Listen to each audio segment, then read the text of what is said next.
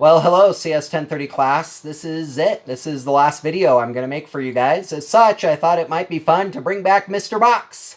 Right there, sorry.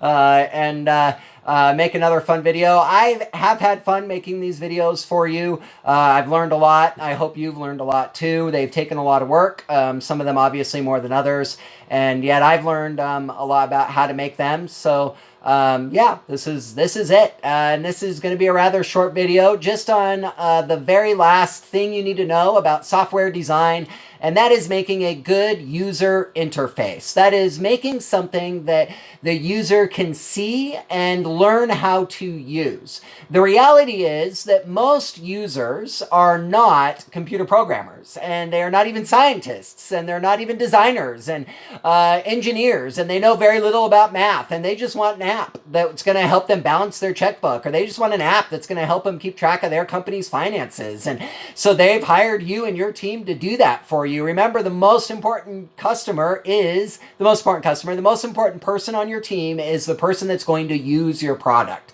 because they're the ones paying you money, right? They're the ones feeding your family. And so you want to create something in the end that they can actually interact with, that they can actually use. So with that said, when we talk about the user interface, we want to be mindful of a third type of human memory. You guys probably already know the first two types of human memory. The first type of human memory is short-term memory. That is your memory of what happened in the last 5 minutes, maybe. If you were to have watched a TV show, my guess is an hour ago, and I were to ask you to verbatim, like, re-quote all the dialogue of that TV show to me, chances are you wouldn't even get half of it. So we have short-term memory. It's just a brief memory of all the impulses our brain has brought in over the last few minutes, and we will forget the vast majority of that. The vast majority of that will just be deleted from our brains. But then that leads us to the second type of memory, which is long-term memory. Long-term memory is our memory of things that were important. If I were to ask you for the major plot points of that TV show you watched an hour ago, chances are you could tell me the main characters and kind of what happened, because your brain has filters, and it filters out the vast majority of what it finds unimportant, and it only saves the most important things. But there's a third type of memory that's important for designing a good user interface, and that is your sensory memory. That is your memory of how things felt. If I were to ask you a year from now about the TV show you just watched, you might be able to give me one or two of the plot points or character names, but most likely you would remember how it made you feel. There's a wonderful quote you all need to know, that people will forget what you said.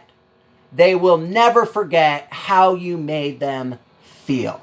That goes for your computer programs you're designing too. Your users will forget how your program worked, or they'll forget the video game and the vast majority of it, but they'll never forget how it made them feel. If it made them feel happy and successful and confident, then they'll recommend it to everybody else and say that was the most beautiful thing I've ever seen. If it made them feel dumb and they just couldn't figure out how to use it, and it was clunky, and it made them feel frustrated, then they're going to remember that frustration years from now. Sensory memory is our senses. It's our sense of how things are and how things should be. So with that said, when we talk about sensory memory, particularly in computer engineering, we talk about a concept called a Norman door. A Norman door is a door whose visual cues, its sensory cues, are the opposite of what you're supposed to do. So maybe you're supposed to push it open, but there's actually a pull handle on the door. So you're actually supposed to hold the pull handle and push. The worst is when it's a push handle and you're supposed to kind of pull that thing out, right? And so a Norman door is the opposite. The visual cues are the opposite of what you're supposed to do. You're supposed to push, but there's a pull bar there. You know, people have actually broken their hand hands on those doors. People have broken their wrists because it looked like you were supposed to push it and you're actually supposed to pull it, and they've kind of run into it and hurt themselves. And so how many of you have known someone who's walked right through a glass door thinking it was open and it was actually just glass, really clean glass, and they just bounced right off of it, right? That's a Norman door. Doors should not be glass, or they should not be all glass, right?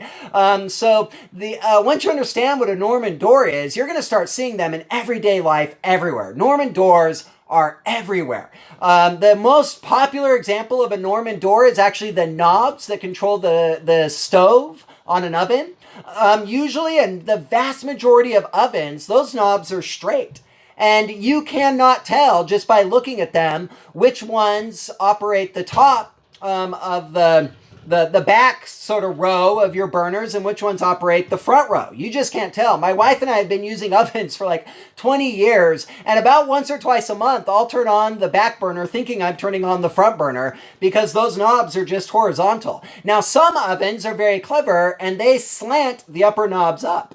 So the upper knobs are only maybe half an inch above the lower knobs, but then I can glance at it and without even thinking about it, just with my sensory subconscious memory, I know the ones that are half an inch higher do the back row and the ones half an inch lower do the front row. Brilliant solution to that, but most ovens don't do that. That's a Norman door in everyday life. You're going to start seeing them everywhere. They're everywhere in computer programming, where it's not clear where this link's going to take you. It's not clear what this button's going to do. It's not clear that this button is supposed to close down the window and this one's supposed to open the window. And so it's very important to understand and design a user interface in a computer program that people can feel their way through. They don't have to think their way through it. They don't have to remember their long-term and short-term cues. Remember, oh yeah, I'm supposed to do this and this and this, but they could just feel and intuit their way through it. And so let me give you some examples of the opposite of a Norman door in everyday life. First of all, it's actually this lightsaber.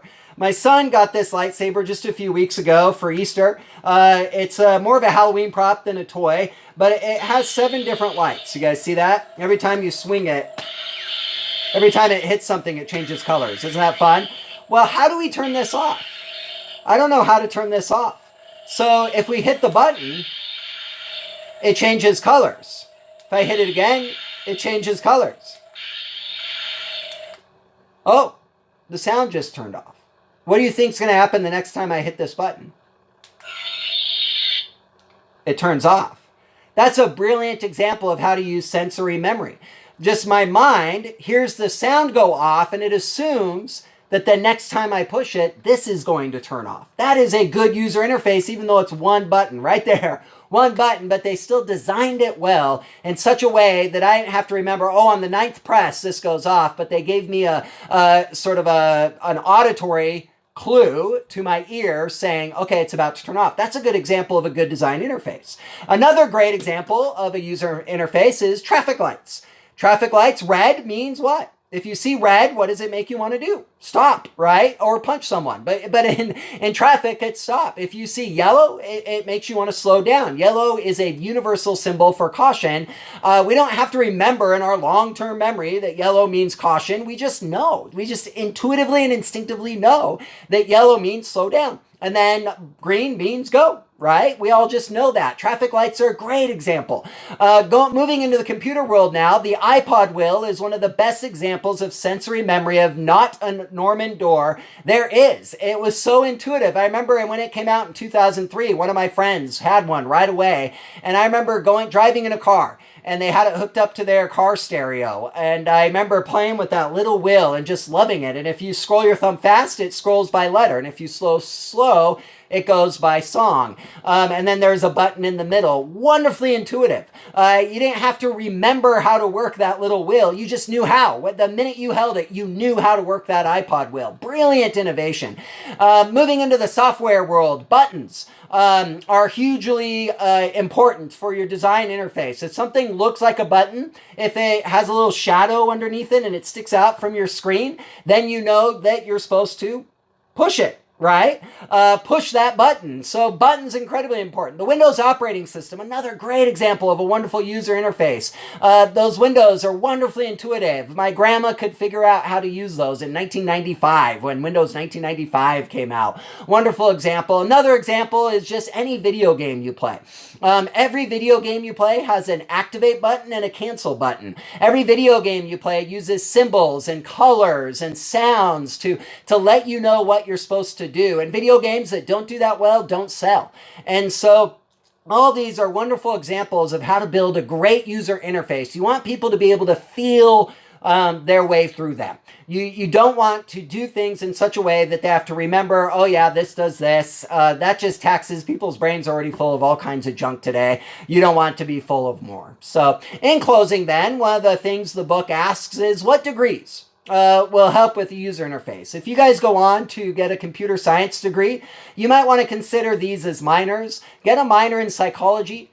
Psychology is the study of the human brain and the study of how sort of the brain works and all of that, and the study of how we form ideas and do that. You might get a minor in graphic design. Graphic design is a huge field right now. There's a major shortage of graphic designers. So those of you who are artistic, get a degree in graphic design along with a degree in computer science. That will make you go far.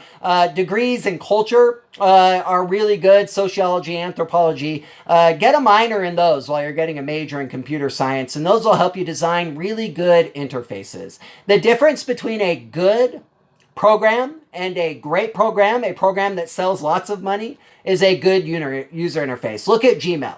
Brilliant user interface. Look at all the emails that came before Gmail. They stink. Look at compare Internet Explorer to Google Chrome. Google Chrome is wonderful, intuitive, great. Internet Explorer, not as much. It all comes down to, can the average everyday person who knows nothing about computer science, nothing about math, nothing about engineering, nothing about programming, can they use your program? Can they feel their way through your program? If they can, you've succeeded. If they can't, then who cares about all the awesome equations you've written and all the awesome programming and code you've written behind that? Your code will be scrapped to the scrap heap of history. And so that's it. I guess we're done, guys. I still can't believe this is how everything worked out. But I appreciate all of you keeping on top of your assignments and doing what you can. And I look forward to seeing what you guys do later in life or maybe even next year. So drop me an email, say hi every once in a while. And I miss you guys and I'll continue to. So have a good one.